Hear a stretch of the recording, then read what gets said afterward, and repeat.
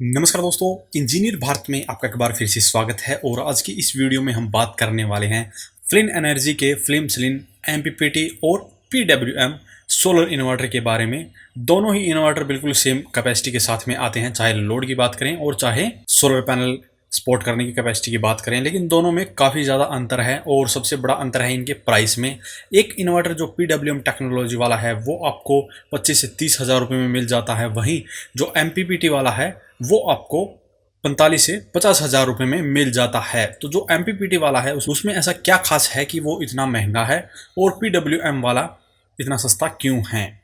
हालांकि जो ये कंपनी है इनके जो इन्वर्टर हैं उनमें आपको काफ़ी फीचर देखने को मिलते हैं और काफ़ी बजट फ्रेंडली इन्वर्टर आते हैं। अगर आप इन्हीं के फीचर के साथ हम किसी दूसरी कंपनी का इन्वर्टर देखेंगे जो कि वही फीचर देते हैं तो उनकी जो कॉस्ट है वो इनसे भी काफ़ी ज़्यादा हो जाती है।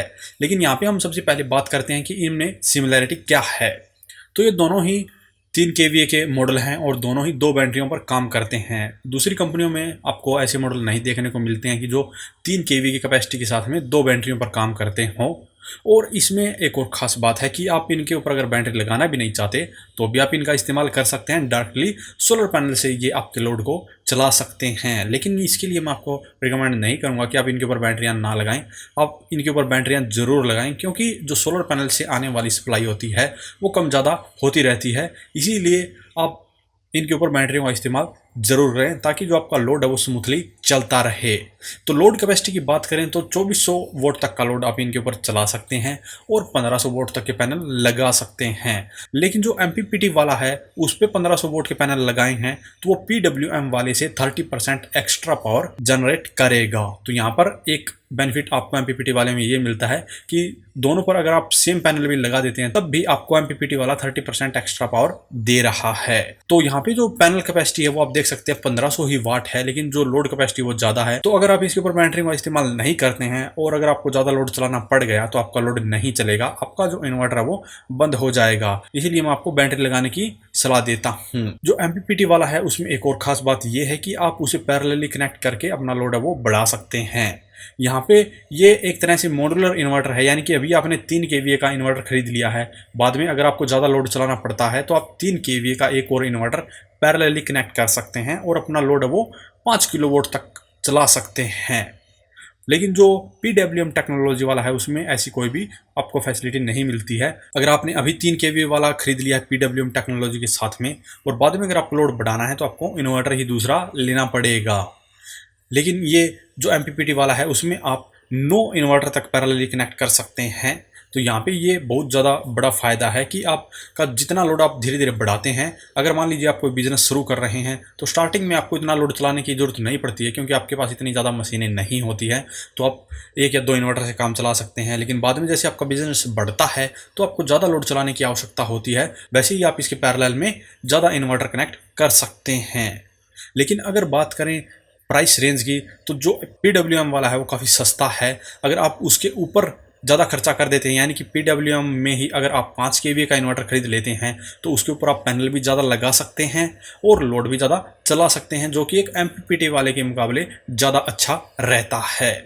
तो यहाँ पे अगर आपका इन फ्यूचर प्लान है ज़्यादा लोड चलाने का तो आप एमपीपीटी वाला ले सकते हैं, जिसमें आपको ये फैसिलिटी मिलती है कि पैरेलली आप और इन्वर्टर कनेक्ट करके और ज़्यादा लोड चला पाएंगे। और अगर आप अपने घर के लिए ख़रीद रहे हैं तो आपको पता होगा कि आप इतना लोड मैक्सिमम और चला सकते हैं। तो ऐसी कंडीशन में आप 3 kVA या 5 kVA वाला मॉडल खरीद सकते हैं। हालांकि आज के टाइम में घर में भी जो लोड है वो एयर कंडीशनर, रूम हीटर और वाटर हीटर जैसे उपकरण इस्तेमाल होते हैं तो उन पे ज़्यादा लोड चलाने की आवश्यकता पड़ जाती है।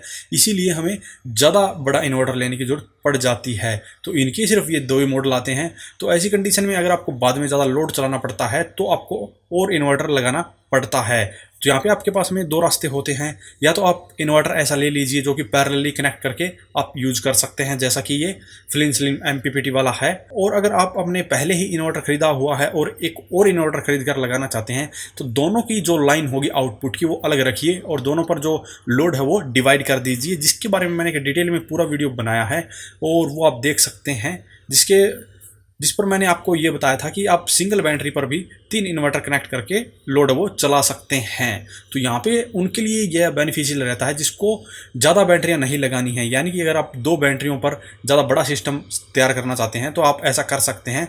जो इन्वर्टर होंगे उनके जो बैटरी के टर्मिनल होंगे इनपुट के, वो आप एक ही बैटरी के ऊपर पैरेलली कनेक्ट कर सकते हैं, और जो उनकी आउटपुट लोड होगा उनको आप अलग अलग लाइन में डिवाइड कर दीजिए अलग अलग लोड के अनुसार। जैसे कि लाइटों के लिए अलग कनेक्शन रखिए और जो हैवी अप्लायंस है उसके लिए अलग कनेक्शन रखिए। इस प्रकार आप बाद में भी अगर ज़्यादा लोड बढ़ाते हैं तो आप एक इन्वर्टर के मदद से ही बढ़ा पाएंगे। लेकिन वहाँ पे दिक्कत तब आती है जब आपको सोलर पैनल का इस्तेमाल करना पड़ता है, क्योंकि सिंगल बैटरी के ऊपर आप ज़्यादा पैनल नहीं लगा पाएंगे, इसीलिए आपको दिक्कत हो सकती है। तो यहाँ पे आपको इन दोनों इन्वर्टर में अगर सोलर पैनल की कैपेसिटी ज़्यादा बढ़ानी है तो आप एक्सटर्नल जो सोलर चार्ज कंट्रोलर होता है उसका इस्तेमाल कर सकते हैं, लेकिन उस कंडीशन में आपको फिर बैटरियों का इस्तेमाल करना पड़ेगा, क्योंकि जो एक्सटर्नल आपका सोलर चार्ज कंट्रोलर होगा वो बैटरियों के ऊपर कनेक्ट होगा और उसी से काम करेगा। जो आपने 1500 वोल्ट के पैनल लगाए हैं डायरेक्ट इन्वर्टर के ऊपर, वो आपका लोड चला देंगे डायरेक्टली सोलर पैनल से। और अगर आपने एमपीपीटी सोलर चार्ज कंट्रोलर लगाकर एक्स्ट्रा पैनल लगाए हैं उससे आपकी बैटरियाँ भी चार्ज होती रहेगी, तो आपको यहाँ पे ज़्यादा फायदा मिल सकता है। तो यह टोटली आपकी चॉइस के ऊपर डिपेंड करेगा कि आपको इन दोनों में से कौन सा सही लगता है।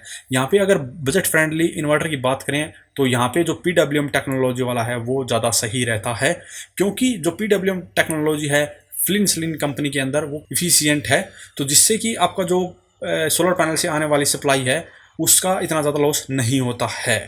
लेकिन अगर आपका बजट अच्छा है तो आप फ्लिन स्लिन कंपनी के MPPT के साथ में ही जाइए, जिसमें आपको और ज़्यादा जो फीचर हैं वो देखने को मिलते हैं। उसका पावर फैक्टर भी 1 है और उसकी जो इफिशियंसी है वो 93% है। और उसका सबसे बड़ा जो फायदा मैंने बताया था उसे आप पैरेलली कनेक्ट करके अपना लोड बढ़ा सकते हैं। तो उम्मीद है इन दोनों के बारे में आपको पूरी जानकारी मिल गई होगी और आपको इन दोनों में से अपने लिए एक इन्वर्टर डिसाइड करने में आसानी रहेगी। अगर अभी भी इसके बारे में आपका कोई सवाल रह जाता है तो वीडियो कमेंट बॉक्स में कमेंट करके पूछ सकते हैं, और अगर किसी और इन्वर्टर के बारे में जानना चाहते हैं तो भी वीडियो कमेंट बॉक्स में कमेंट करके पूछ सकते हैं। अगर आप अपनी ज़रूरत और लोड कैपेसिटी के अनुसार इन्वर्टर खरीदना चाहते हैं तो हमारी वेबसाइट पे जाकर आप देख सकते हैं। हमने अलग अलग कैटेगरी में अलग अलग लोड के अनुसार इन्वर्टर को दिखाया है। वहाँ पे आप अपनी ज़रूरत के अनुसार 1 किलोवाट, 2 किलोवाट, 3 किलोवाट, जितना भी आपको ज़रूरत है उस सेक्शन पे आप क्लिक करके जा सकते हैं। यहाँ पे हमने 2 किलोवाट के अंदर ही बड़े इन्वर्टर को दिखाया जिसके ऊपर आप 2 किलोवाट का लोड ज़्यादा आराम से चला पाएँ। तो यहाँ पर आप अपनी ज़रूरत और बजट के अनुसार इन्वर्टर देख सकते हैं। तो अभी के लिए इस वीडियो में इतना ही। अगर वीडियो पसंद आया तो वीडियो को लाइक करें, शेयर करें, साथ ही हमारे चैनल को सब्सक्राइब करें। सब्सक्राइब करने के साथ साथ बेल आइकन को जरूर दबाएं ताकि इसी प्रकार की वीडियो आपको समय समय पर मिलती रहे। धन्यवाद।